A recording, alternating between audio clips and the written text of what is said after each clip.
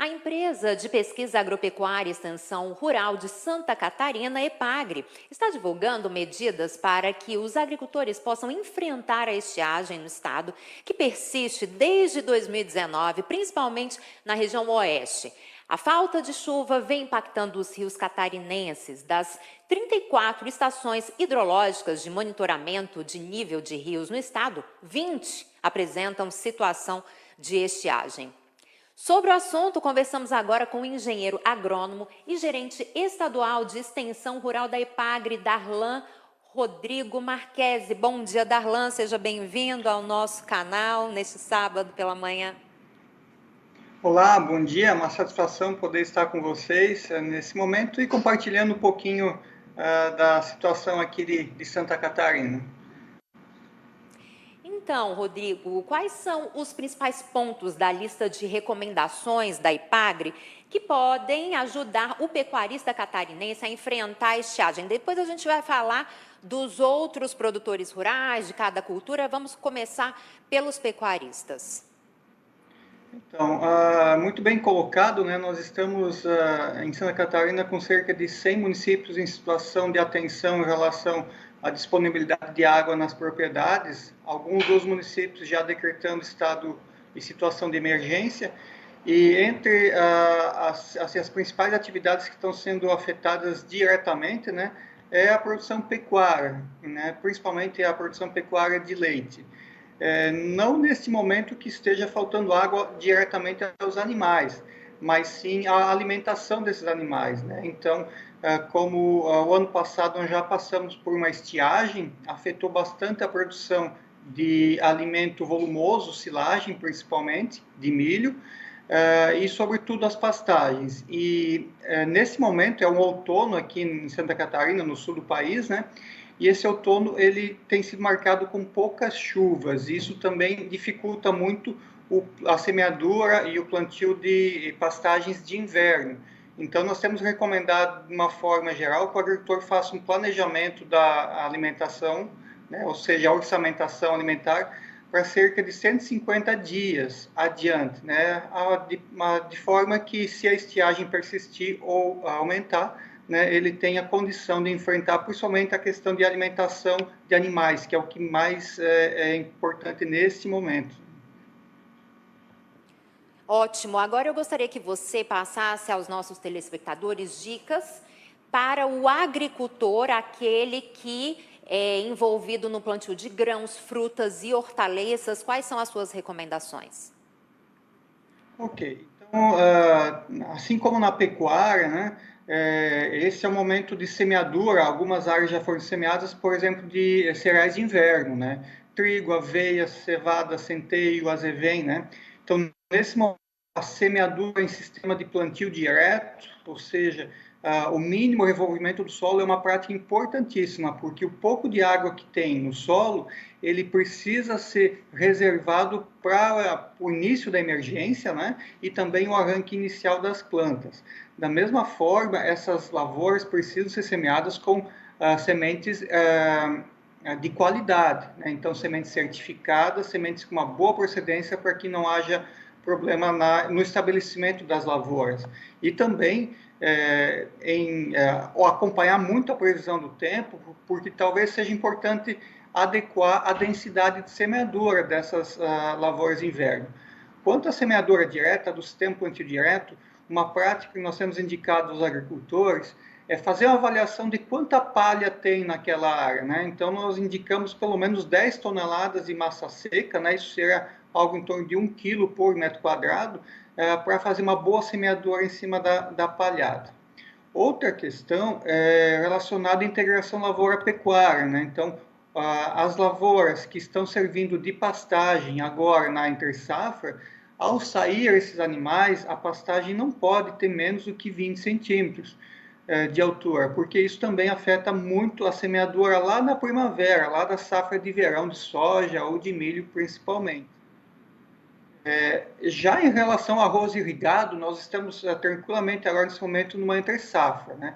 Porém, nós temos práticas indicadas, por exemplo, como o manejo antecipado da palhada. Então, aquela palhada que sobrou da safra anterior, ela precisa ser manejada, e bem como aumentar a reserva de água com elevação de taipas e adequação da área de semeadura com a disponibilidade de água. Então, na área de grãos, passando por cereais de inverno, mas também arroz, né? Santa Catarina é o segundo maior produtor de arroz do país. Essa prática de reservar água para o plantio da próxima safra, ela é fundamental. Darlan, Em no estado relação... de Santa Catarina... Isso, pode continuar, por favor. Não, sim, Ju. Então, assim, outras culturas que estão em situação bastante de atenção são cebola e alho, né? Santa Catarina são grandes produtores de cebola e alho. Essas duas culturas ocupam mais de 25 mil hectares em todo o estado, e é o momento de transplantio, no caso da cebola, e de plantio, no caso do alho, né? Então, a principal indicação nesse momento é ter água para fazer o transplantio ou a semeadura, considerando a água disponível que tem para irrigação. E da mesma forma, né, procurar fazer o armazenamento de água visando o sistema de irrigação ser bem abastecido, né? E uma última prática na parte, por exemplo, de hortaliças, é o uso do sistema plantio direto de hortaliças. Essa técnica, ela foi sobretudo desenvolvida em Santa Catarina, e ela permite a redução de pelo menos metade do consumo de água de irrigação nos cultivos. Então, são alguns pontos chaves nessas lavouras de grãos e de hortaliças que podem também fazer a diferença para o produtor ao longo dessa estiagem que está se desenhando. Darlan, e a gente sabe que Santa Catarina é um estado muito rico no agronegócio, e a EPAGRE se preocupou em traçar recomendações para todos os setores, inclusive para a piscicultura e apicultura, que são bem tradicionais no estado. Eu queria que você falasse os principais pontos aqui aos nossos telespectadores. Perfeito. Assim, aparentemente, essas duas atividades produtivas, a piscicultura e a apicultura, estariam menos afetadas, mas não, né? Nós estamos presenciando situações, por exemplo, de produtores de peixes, né? Principalmente tilápia, né? Onde o nível dos reservatórios, dos tanques, estão baixando. Então, pontos fundamentais: acompanhar a presença de oxigênio dissolvido na água, a alcalinidade e a transparência, né? Então, há parâmetros na qual, se algum desses indicadores estiverem ruins, né, é necessário usar o sistema de aeração mecânica, né, com o uso de aeradores. Da mesma forma, acompanhar diariamente, né, a alimentação desses animais, né? Excesso de ração colocadas nos tanques pode causar, principalmente nessa situação que nós não conseguimos renovar a água dos viveiros, né? Nós temos que manter a água o máximo possível. Então, excesso de ração pode causar um desequilíbrio desses parâmetros, principalmente oxigênio, e chegar à mortalidade de peixes. E o último cuidado em relação à piscicultura, né? Então, por vezes, a lotação dos animais fica muito elevada, né? Então, no caso de tilápias que não são produzidas sem uso de aeradores, no máximo, trabalhar com uma tilápia por metro quadrado. Já onde nós temos sistemas de aeração mecânica, entre 2 a 3 tilápias é possível, né?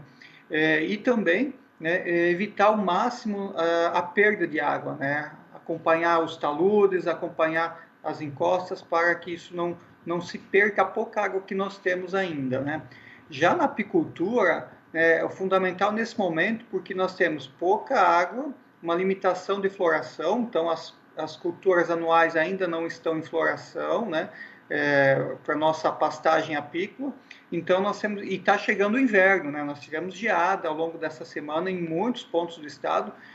Então é fundamental trabalhar com a alimentação das colmeias, né? Então nós temos algumas técnicas como o bife proteico, nós temos algumas técnicas de fechar o alvado ou instalar o alvado invertido. Então são práticas pequenas que mantêm o calor da colmeia, mantém a alimentação e também evita a perda de umidade. Então, se nós não alimentarmos essas colmeias nesse período de escassez de flor, que é alimento, né, em função da estiagem e do frio, nós teremos um período de primavera com colmeias fracas e a produção de mel acaba sendo bastante prejudicada. Darlan, e as previsões meteorológicas trazem algum sinal de esperança para o agricultor? O que vocês têm de informação e previsão? Então, o sistema que está dominando agora os próximos 3 meses, né, os sistemas meteorológicos, né, e os modelos estão indicando chuva ou na média ou abaixo da média, né?